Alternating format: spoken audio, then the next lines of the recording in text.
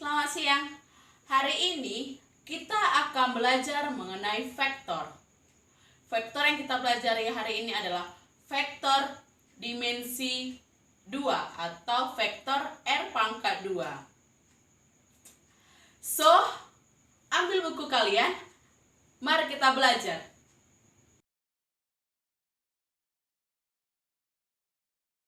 Kita masuk ke topik pembahasan kita, yaitu mengenai vektor.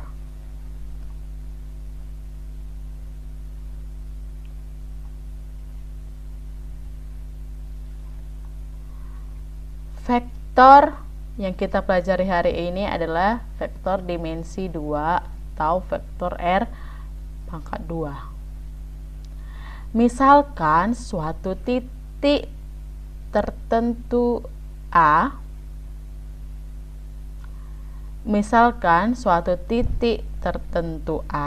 berpindah ke tempat titik B.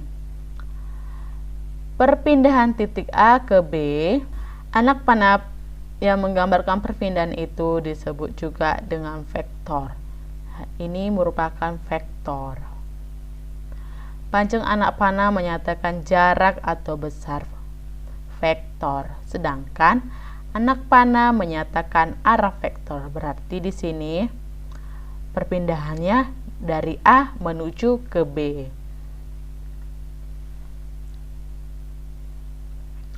Kita masuk ke notasi vektor. Vektor diberi nama menurut pangkal dan ujungnya. Misalnya vektor AB. Untuk cara membaca ini, AB ini jika ada pangkat panah di atasnya, ini menunjukkan vektor. Vektor dari AB. Kita buat di sini ada titik A, di sini titik B. Dengan vektornya di sini atau besarnya itu adalah A vektor. A kecil, A vektor.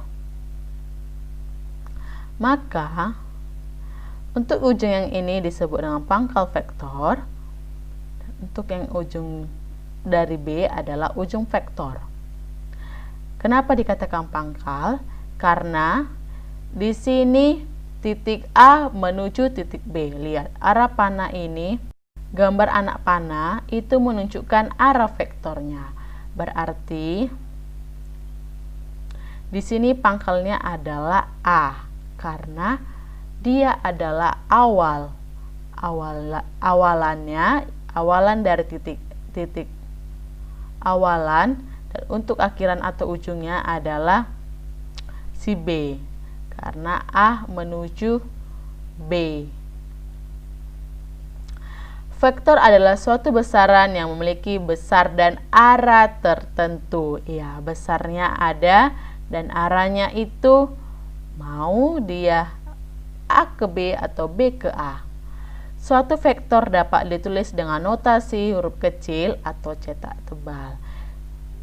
Huruf kecil cetak tebal berarti jika nanti di sini vektor yang digunakan adalah huruf kecil, tulisannya yang pertama itu ada dengan cara huruf A, baru huruf A-nya itu dibuat tebal ya, cetak tebal. Dan untuk yang berikutnya ada dengan menggunakan A kecil dan di atasnya ada panah. Berarti nanti jika menemukan soal dengan menggunakan huruf kecil A baru dicetak tebalkan, berarti itu merupakan vektor, soal dari vektor. Dan jika ada anak panahnya di atas, itu juga merupakan vektor. Jadi nanti jangan bingung jika terdapat soal A-nya itu bercetak tebal. Selanjutnya, di sini ada gambar sebuah vektor yaitu A menuju B. Hasilnya itu adalah AB vektor. Dan di sini lawannya yaitu B menuju A. Perpindahannya dari B menuju A. Berarti BA vektor BA. Lihat, Untuk vektor AB itu tidak sama dengan vektor B ke A.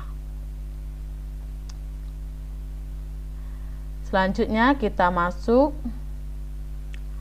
misalkan vektor OA digambarkan dengan koordinat kartesius dengan A pangkal koordinat 0,0 dan A pada A1, A2, maka vektor OA dapat dinyatakan sebagai berikut. Lihat, di sini tadi pernyataan pada pemisalan di sini, yaitu si O-nya itu berada di 0,0. Berada di 0,0 berarti berada di titik pusat. Titik pusat koordinat. Berarti di sini ingat pangkalnya katanya. Berarti awalannya di sini 0,0. Di sini A-nya A1 dan A2. Dari hasilnya, maka vektornya yaitu 0, vektornya A menuju, berarti vektornya O menuju A. Berarti dibuatlah di sini panjangnya atau besarnya yaitu A vektor apa di atasnya. Vektor baris yaitu vektor OA sama dengan A vektor sama dengan A1, A2. Dan vektor kolom yaitu OA sama dengan A vektor sama dengan A1, A2 dalam bentuk kolom. Ini merupakan cara penulisan untuk titiknya nanti, yaitu dengan cara menggunakan baris atau dengan menggunakan kolom. Itu sama saja. Untuk yang baris ditambahkan dengan koma ini. A1, A2. Dan untuk kolom itu A1, A2. Vektor basis disebut juga dengan komponen, yaitu vektor OA sama dengan vektor A sama dengan A1I vektor ditambah A2J vektor dengan I dan J masing-masing. Vektor posisi yaitu vektor AB sama dengan OB dikurang OA vektor OA sama dengan B vektor dikurang A vektor sama dengan B1 dikurang A1, B2 kurang A2. Ya, di sini adalah titik O-nya. O-nya ingat titik pusat. O itu adalah titik pusat, yaitu berada di titik 0,0. Berarti ini merupakan pangkalnya. Dan di sini katanya adalah titik A. Kita garis titik A. Selanjutnya dari titik A ini menghasilkan sebuah vektor dengan titik B-nya yaitu B1, B2. Maka jaraknya di sini adalah B1 dan B2. Kita masuk ke vektor pada bidang. Panjang vektor yaitu A vektor sama dengan A1, A2, maka panjang vektornya adalah harga mutlak vektor A sama dengan akar A1 kuadrat ditambah A2 kuadrat. Berikutnya yaitu adalah vektor satuan. Pi sama dengan harga mutlak A atau Pi sama dengan vektor A per nilai mutlak vektor A sama dengan 1 per akar A1 kuadrat ditambah A2 kuadrat dikali A1 A2. Di sini A1 A2-nya boleh dalam bentuk baris maupun kolom. Selanjutnya kita masuk ke contoh. Tentukan vektor V sama dengan 2, 3 dalam I vektor dan J vektor dan gambarkan koordinat vektor V-nya. Vektor V-nya yaitu penyelesaiannya.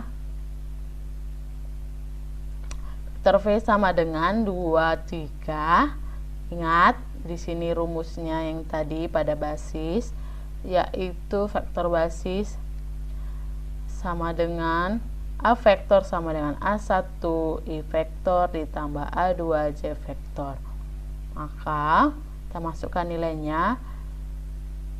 V vektor sama dengan 2I ditambah 3J. Lihat, tadi A-nya A1 ini menyatakan X dan A2 menyatakan Y. Berarti X-nya di sini adalah 2 dan Y-nya adalah 3. Berarti vektor V-nya sama dengan 2I ditambah 3J. Kita gambar koordinatnya, yaitu 2, 3, 3, 1. Kita gambarkan koordinatnya. Karena titiknya di sini adalah 2,3, berarti X-nya 2, Y-nya 3. Kita buat titiknya. Berarti V-nya sama dengan 2,3. Kita gambarkan garis putus-putus. Selanjutnya kita tarik dari pangkal menuju titik V-nya. Dari pangkal menuju titik V-nya, yaitu vektor V. Vektor V kita buat di sini, vektor V. Vektor V. Maka ini merupakan hasil dari pertanyaannya, yaitu gambar koordinat vektor V. Terus selanjutnya, tentukan panjang vektor A vektor jika A vektornya sama dengan 3, negatif 3 adalah penyelesaian panjang vektor, yaitu sama dengan A sama dengan nilai mutlak A vektor sama dengan akar dari, ingat rumusnya tadi adalah A1 kuadrat ditambah A2 kuadrat. Berarti di sini A1-nya adalah 3, 3 pangkat 2 ditambah. Di sini negatif 4 adalah A2-nya pangkat 2. Berarti hasilnya sama dengan akar 9 ditambah 16. Tahu kan dari mana akar 9 tambah 16-nya? Ya, betul sekali. 3 kali 3, 9 ditambah negatif 4 ditambah negatif 4 dikali negatif 4 sama dengan 16. Maka hasilnya adalah akar 25. Akar 25 itu sama dengan 5. Selanjutnya kita masuk soal contoh.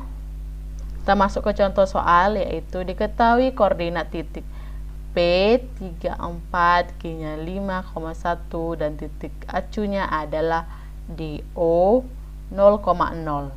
Untuk ruas garis berarah, yaitu di sini telah diketahui ruas garisnya, yaitu vektor OP sama dengan vektor P ditambah vektor OQ sama dengan Q. Tentukan vektor posisinya. Penyelesaian, yaitu kita gambarkan yang pertama adalah titik dari P, P itu 3,4. Kita gambarkan vektornya, berarti kita mulai menarik garis dari pangkal menuju titik P. Baru kita buat arahnya. Arahnya menuju ke titik P, berarti ke atas panahnya. Selanjutnya di sini kita buat panjangnya adalah vektor P. Lihat, untuk penulisan panjang vektor adalah P kecil, vektor P kecil. Selanjutnya kita tentukan titik Q-nya. Berarti Q di sini adalah 5,1. Berarti 5,1 itu berada di sini. Kita buat Q-nya sama dengan 5,1. Kita tarik garis. Berarti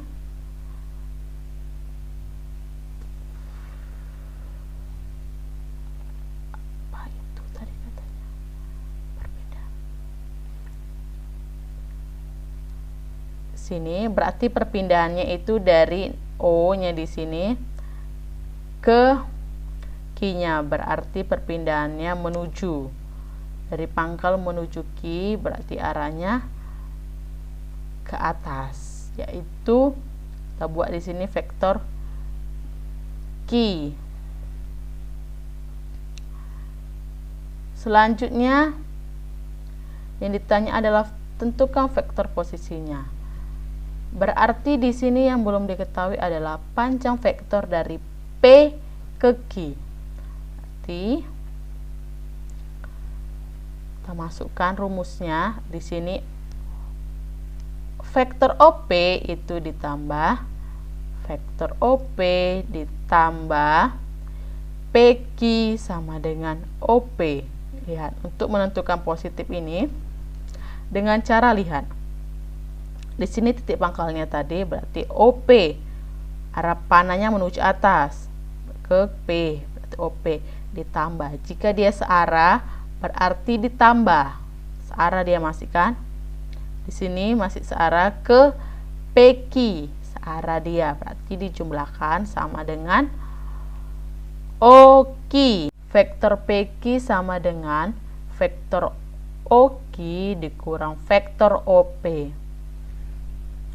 Berarti di sini vektor PQ sama dengan vektor OQ ini dari dibuat. OQ itu sama dengan vektor Q-nya di sini huruf kecil dikurang vektor OP itu di sini dibuat adalah P.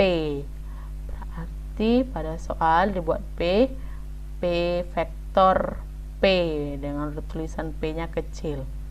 Berarti kita masukkan nilainya di sini. Nilai Q-nya, vektor Q-nya adalah 5,1.